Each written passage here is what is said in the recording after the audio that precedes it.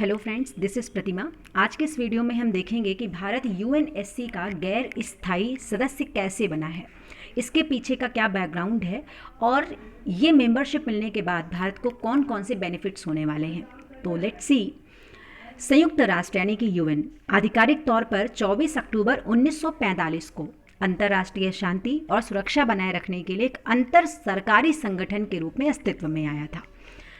UNSC 15 सदस्यों से बना है, जिसमें 5 स्थायी और 10 गैर स्थायी सदस्य होते हैं। यानी पॉइंट आउट करना है आपको कि जो यूएनएससी है इसमें टोटल 15 मेंबर होते हैं और इन 15 मेंबर्स में से इसमें 5 जो होते हैं वो परमानेंट होते हैं और जो 10 होते हैं उनको हम गैर स्थायी मेंबर के नाम से जानते हैं। 17 जून 2020 को भारत 2 सालों के लिए गैर स्थायी सदस्य के रूप में चुना गया है। यानी कि जो यहाँ पर 5 परमानेंट हैं वो तो परमानेंट हैं, लेकिन बाकी के जो 10 गैर स्थायी सदस्य होते हैं इनका कार्यकाल होता है 2 साल का। भारत 17 जून 2020 को 2 साल के लिए इसके गैर स्थायी सदस्य के रूप में चुना जा चुका है। अब अगर हम कुछ फैक्ट देखें संयुक्त राष्ट्र संगठन यानी कि यूएनओ से रिलेटेड, तो इसकी स्थापना हुई थी 24 अक्टूबर 1945। इसी वजह से 24 अक्टूबर को संयुक्त राष्ट्र दिवस के रूप में मनाया जाता है। जब प्रथम विश्व युद्ध हो चुका था तो 1920 के आसपास दुनिया के तमाम देशों ने ये सोचा था कि दूसरा विश्व युद्ध ना हो। इसके लिए कई सारे देशों ने मिलकर एक संगठन बनाया जिसका नाम रखा गया league of Nations. League of Nations नाम की संस्था बनी, कई सालों तक काम करती रही, लेकिन 1939 के आसपास द्वितीय विश्व युद्ध शुरू हो गया। अब जब द्वितीय विश्व युद्ध हुआ तो जो संगठन था लीग ऑफ नेशंस वो पूरी तरीके से फ्लॉप हो गया। लेकिन फिर भी एक ऐसे संगठन की आवश्यकता थी जो तृतीय विश्व युद्ध को रोक सके। इस वजह से दुनिया के तमाम देशों ने मिलकर के एक संगठन बनाया और उसका नाम रखा गया यूएनओ यानी कि संयुक्त राष्ट्र संगठन, यूनाइटेड नेशंस ऑर्गेनाइजेशन, जिसकी स्थापना 24 अक्टूबर 1945 को हुई थी। इसका हेडक्वार्टर अमेरिका का एक शहर जिसका नाम है न्यूयॉर्क, वो यहाँ पर है। यहाँ पर जो स्थायी सदस्य हैं इनकी संख्या होती है 5 और जो स्थायी सदस्य हैं इनके अगर नामों को देखें तो अमेरिका, रूसी संघ जिसको हम रशिया या फिर यूएसएसआर के नाम से जानते हैं, फ्रांस, यूनाइटेड किंगडम और चाइना। तो आपको इन 5 कंट्रीज़ के नाम याद रखने हैं। तो पहला country USA, Russia, China, France and UK, ये 5 इसके परमानेंट मेंबर हैं, यानी ये यहाँ पर परमानेंट मेंबर यहाँ पर बने रहेंगे। अब इसके जो गैर स्थायी सदस्य हैं इनकी संख्या है 10 और ये चेंज होते रहते हैं। ऐसा नहीं है कि ये भी परमानेंट होंगे, ये चेंज होते रहते हैं और जो भी सदस्य इसका मेंबर बनता है वो 2 साल के लिए बनता है और 2 साल के बाद उसका कार्यकाल पूरा हो जाता है और इसके बाद किसी दूसरे देश को इसका मेंबर बना दिया जाता है। अगर हम यूएन के टोटल कंट्री मेंबर्स की बात करें तो इनकी संख्या है 193 और अगर लेटेस्ट कंट्री की बात करें कि सबसे नवीनतम सदस्य देश जो यूएन का मेंबर बना वो देश था दक्षिणी सूडान। आपको ये पॉइंट भी ध्यान रखना है।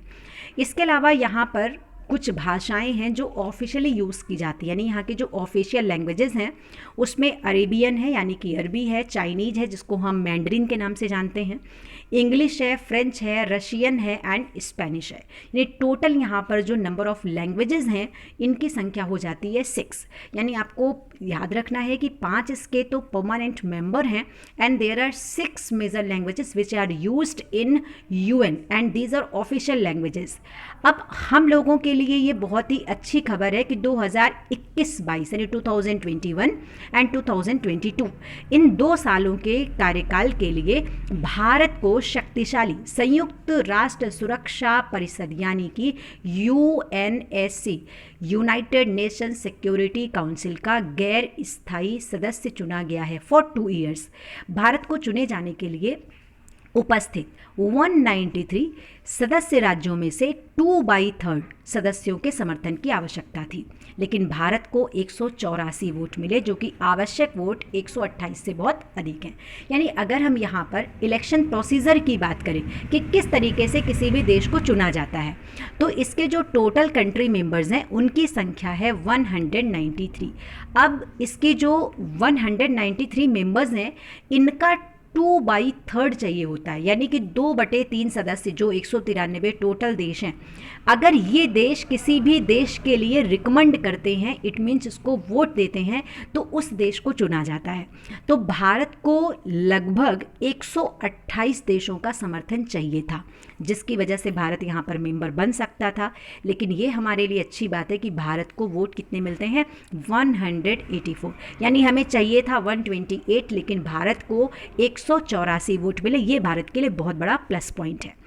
ऐसा नहीं है कि भारत पहली बार इसका गैर स्थायी सदस्य बना है, इसके पहले भी भारत इसका मेंबर रह चुका है। तो previous non permanent membership of India at UNC अगर देखें तो 1950 एंड 1951, यानी कि पहला कार्यकाल भारत जब पहली बार इसमें शामिल हुआ था तो 1950-51 के आसपास शामिल हुआ था।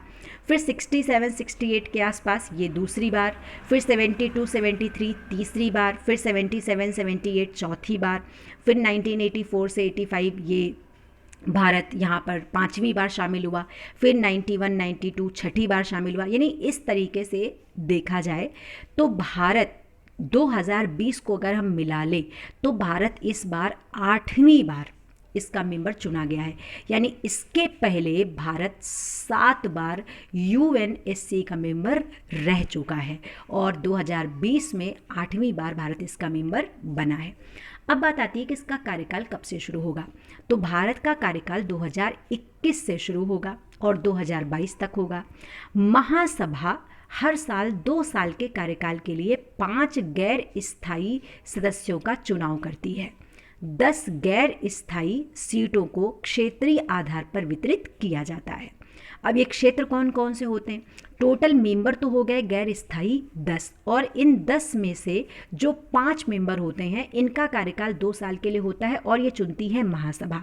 बाकी के जो 10 गैर स्थायी सीट होती हैं उसके आधार पर, क्षेत्रीय आधार पर इनका चुनाव किया जाता है। इन 5 आ जाते हैं महासभा द्वारा और जो 5 आते हैं वो 10 गैर स्थायी सीटों के आधार पर चुने जाते हैं। अब ये क्षेत्रों की अगर बात करें कि वो क्षेत्र कौन कौन से हैं, तो पहला हो जाता है ईस्टर्न यूरोपियन जो स्टेट्स हैं इनके लिए 1 सीट है।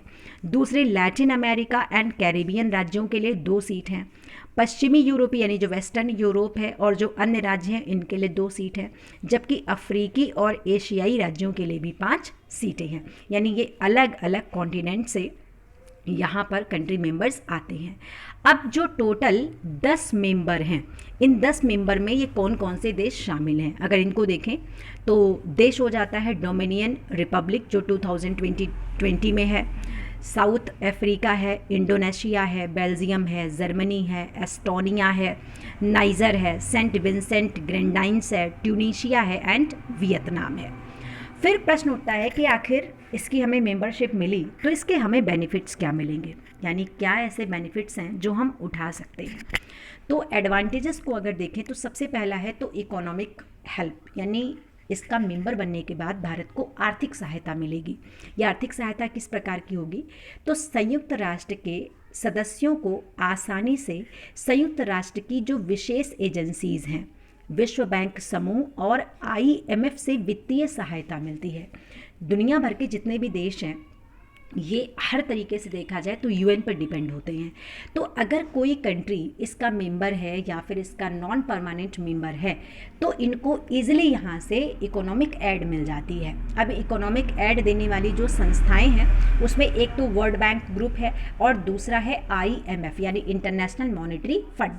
यहाँ से हमें फाइनेंशियल हेल्प मिल सकती है और इस ऋण का उपयोग देश के बेसिक स्ट्रक्चर को डेवलप करने और देश की अर्थव्यवस्था को बढ़ावा देने के लिए किया जा सकता है। लेकिन एक बात और भी ध्यान रखनी है कि जो ये ऋण होता है ये ऋण संयुक्त राष्ट्र के सदस्यों को नहीं दिया जाता, यानी कि जो सदस्य देश नहीं है UN का उसे इस प्रकार का कोई भी ऋण नहीं मिलता है। दूसरा सहायता, संयुक्त राष्ट्र के सदस्यों को बड़ी आपदा जैसे कि सुनामी है, बाढ़ है, महामारी है, भूकंप है, या कहीं पे ड्राउट हो जाता है, इस प्रकार की कोई भी डिजास्टर हो जाती है तो इसमें यूएन उसको सबसे पहले हेल्प करता है। किसी भी देश के स्वास्थ्य क्षेत्र में भी मदद मिलती है, जैसे विश्व स्वास्थ्य संगठन WHO, जो कि संयुक्त राष्ट्र की ही एक एजेंसी है, सदस्य देशों को मातृ स्वास्थ्य में सुधार, HIV, एड्स, मलेरिया के खिलाफ लड़ाई, शिशु मृत्यु दर, मातृ मृत्यु दर को कम करने में मदद करती है, बच्चों को कुपोषण से रोकने के सुझाव सुझाती है। अफ्रीका महाद्वीप के देशों को इस तरीके की सहायता का सबसे अधिक लाभ हुआ है। कारण है इसका कि अफ्रीका महाद्वीप में सबसे ज़्यादा इस प्रकार की चीज़ें देखने को मिलती हैं। यही कारण है कि अफ्रीका महाद्वीप को हम लोग पिछला महाद्वीप भी कहते हैं। तो अगर कोई देश इसका मेंबर बनता है, किसी भी तरीके से इसका मेंबर बनता है, तो उसे इस प्रकार से जो भी प्रॉब्लम्स हैं, किसी भी प्रकार की कोई बीमारी है तो उसके रोकथाम में, बच्चों के स्वास्थ्य से संबंधित, न्यूट्रिशन से रिलेटेड हमेशा WHO मदद करता रहता है। इसके अलावा देश में मानव अधिकारों का संरक्षण भी होता है। यूएन के सदस्य देश इसके नियम सिद्धांतों का पालन करने के लिए बाध्य होते हैं। यूएन के मूल नियम और सिद्धांतों में से एक ये भी है कि सभी सदस्य देशों को मौलिक मानव अधिकारों का सम्मान करना चाहिए। किसी भी देश में रेस है, जेंडर है, रिलीजन है, कलर है, इसके आधार पर किसी प्रकार का कोई भी डिस्क्रिमिनेशन नहीं होना चाहिए। साथ ही साथ देश की संप्रभुता का संरक्षण, ये हमारे लिए सबसे इम्पोर्टेंट पॉइंट बनता है कि यदि कोई देश यूएन का मेंबर है तो कोई अन्य देश यूएन के सदस्य देश के संप्रभुता पर हमला नहीं कर सकता है। यदि ऐसा होता है तो संयुक्त राष्ट्र संघ हिंसक देश के खिलाफ प्रतिबंध लगा देता है। तो इतने सारे बेनिफिट्स हमको मिलने वाले हैं जब भारत अपना कार्यकाल यहाँ पर शुरू करेगा।